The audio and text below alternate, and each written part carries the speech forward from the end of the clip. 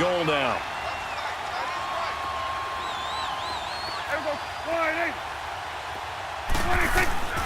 They'll give it to him up the middle. And he is into the end zone for a Cowboy touchdown.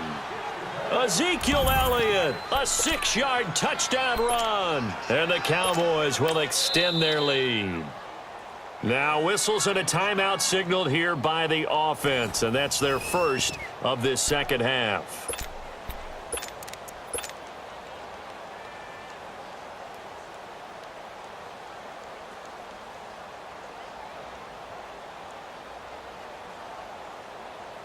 Extra point attempt to come here.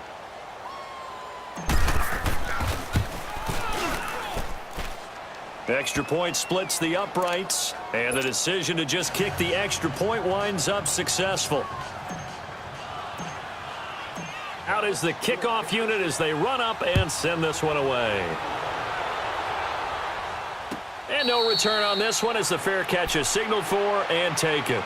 And now out come the Steelers. And last time out, went for it on 4th down, turned it over, gave them great field position, turned into 6 points, so they've got to recover here, Charles. It's amazing what one decision can do in the chain of events, right? The decision to go for it on 4th down. Caused all of that. It caused every bit of it, but it showed confidence. Hey, I've got confidence in you guys. Go pick it up for them. Didn't happen. Also showed confidence in the defense. They didn't pick up their end of the bargain, so now they've got to come back out and start over and rebuild that confidence.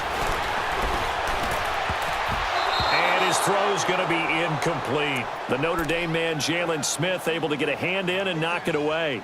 And that's one he's got to be happy to have back. There wasn't a hole open in the zone. You'd have to think on early downs like that first down there, need to be a little bit more careful. Yeah, fortunately for him, got a couple more downs to play with.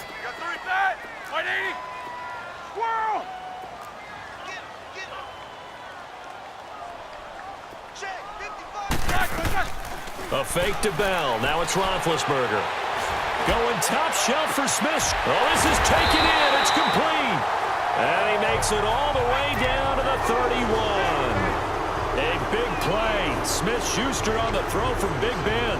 44 yards. So the big play changes the complexion of things. Here's 1st and 10 just outside the 30.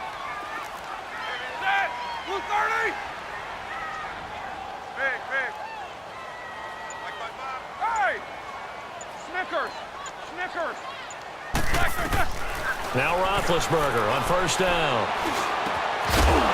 And it pops free. The collision there jarred the ball loose and brings up 2nd down. It is tough to complete passes against zone defenses. The windows that you see open, they shrink pretty rapidly. How about being able to hit a moving target against a zone before the next guy can get there and make a play on the ball? Not easy for any quarterback, no matter the situation, and there the defense won the battle. And incomplete there. A nice hit. Jars the ball free and brings up 3rd down. Sometimes we wonder about play calls, but this one made perfect sense to me. He's got the only touchdown that they've scored in this game. Tried to get it to him again on another deep ball.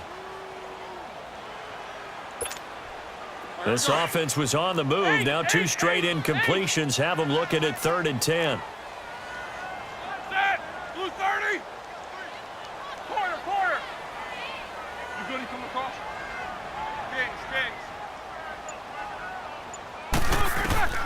Ben to throw again. And incomplete. The contact made the ball roam free and brings up 4th down. We have not seen a whole lot of wide-open receivers. Everything seemingly has been contested. And that's another nice job there to force an incompletion. They've been very cohesive, knowing each other's moves all game long, and they've been on the spot just about every time. And they've held them in check on the scoreboard.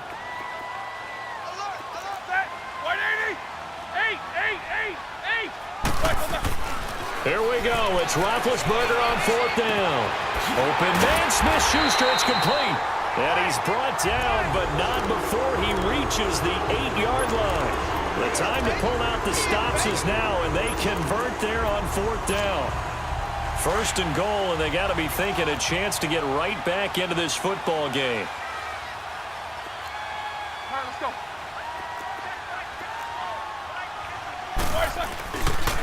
Roethlisberger with a give to Bell. A great move, but it only takes him to the 7. He's dropped there. It's a gain of a yard, and it'll set up 2nd and goal. Do you think after that last run they're thinking to themselves, we had to wait all day to play this night game, and we're still not able to run the ball the way we want to? Yeah, this defense, they've risen to the challenge all evening long. Here's Roethlisberger, and it's caught. It's Brown. Touchdown, Steelers. Antonio Brown, his 2nd touchdown of the night, and the Steelers are able to close the gap just a bit. So a big play now as the Steelers will go for 2.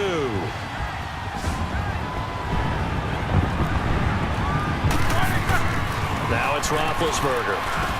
And they're going to get the 2. It's caught. So they get the conversion, and now we're back to a 1-score game.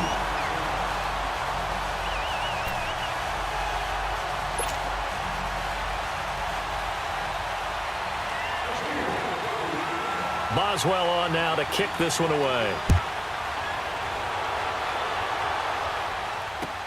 That'll be taken in the end zone. And he'll elect not to return this one, so they'll bring it out to the 25 on the touchback. The Cowboys offense heading back out and ready to go again. Right now clinging to a 1-score lead, Charles, and I think operating within that 4-minute offense with a little less than 4 minutes to go applies here, right? It certainly does, and that means the playbook is still wide open.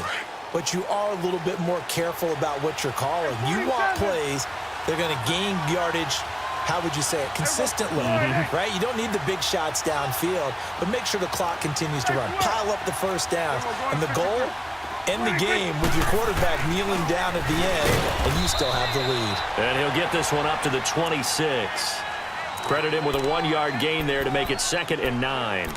And when do they start thinking about burning these timeouts? They've got all 3 still defensively. To me, you have to start right now. Here's the time, and that means you've got to stop them on defense, not give up the yardage, use your timeouts in order to get the ball back and try and score yourself. But now is the time to start using those timeouts. And keep in mind, it'll also stop the clock at the 2-minute warning. 2nd down, Prescott. It's a short one here, complete to his tight end. And he's able to get out to the 32, brought down there. 6 yards is the pickup, and that'll lead to a 3rd down.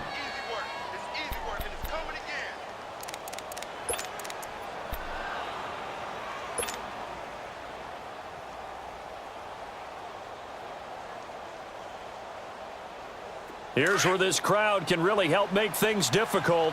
It's 3rd and 3.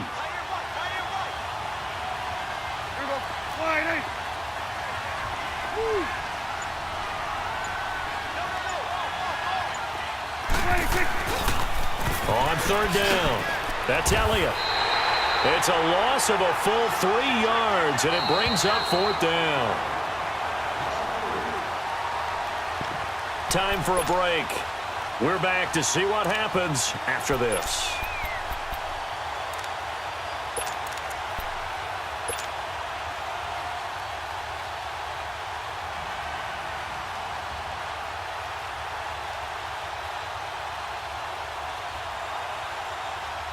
And here's a big one now. Try to hold this lead. They're going to go for it here on 4th down.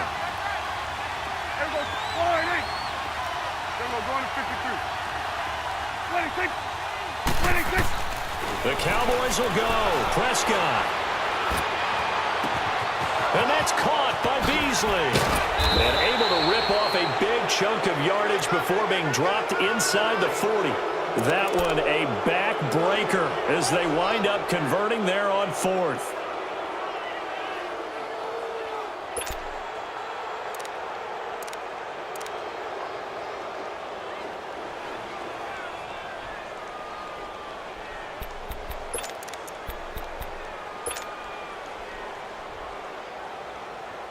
So how about that for a chain mover? They're all the way down inside the 40 now for 1st and 10.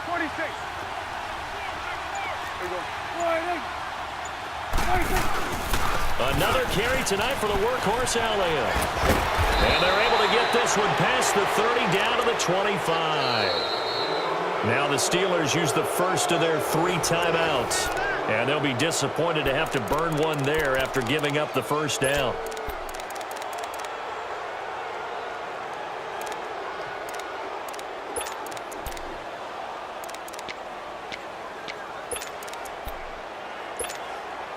And not totally home free yet, but it's looking good as they come up 1st and 10.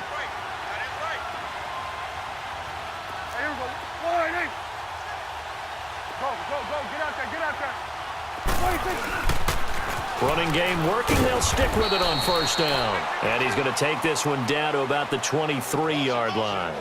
2 yards on the pickup there. It'll be 2nd and 8. I guess the simple question, why not just take a knee there? I don't understand either why you would take any sort of a chance. We've seen it happen in the game of football. Doesn't matter whether you've watched high school, college, or the NFL. Some people get a little greedy, try to get that extra running play in, and it can backfire on them. This, in all probability, another run here on 2nd and 8. Here go 46. Here go. Wide eight. Here go, kill. Here go 47. 26. A 20th carry here for Elliott. Fights off the defender.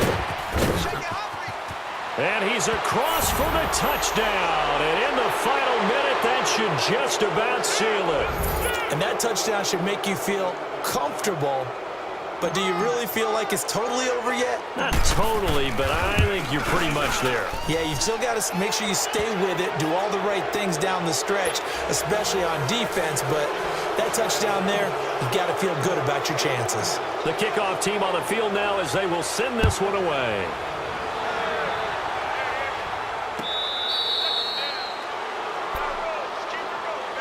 Pittsburgh's offense now heading back out onto the field. Good drive last time. Really effective passing the football. Do you maybe mix it up, now go to the ground game and surprise the defense a little bit? I would anticipate the defense making some changes, but I wouldn't necessarily just absolutely go in the opposite direction. They're doing so well throwing the ball. Yeah, why I wouldn't change it up until they showed me a reason to do so. Jack 16. Set. Blue 30. Back. Now a play fake here on 1st down. Escaping the pressure right. And this will be incomplete. I hope I don't sound too rah-rah on that one, but that's the exact right throw. Either your receiver gets it or no one gets it. Give him a lot of credit for being really precise with it. Got rid of it. No one got it.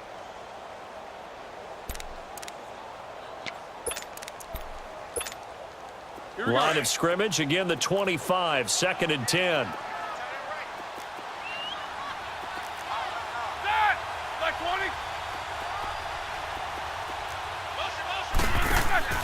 They go play action now. Roethlisberger.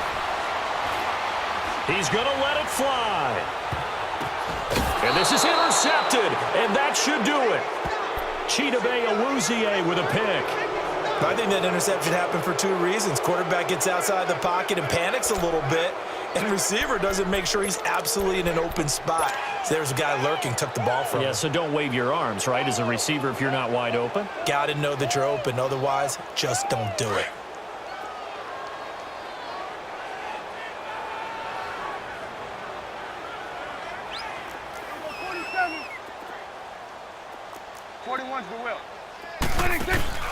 They'll start the drive with Elliott.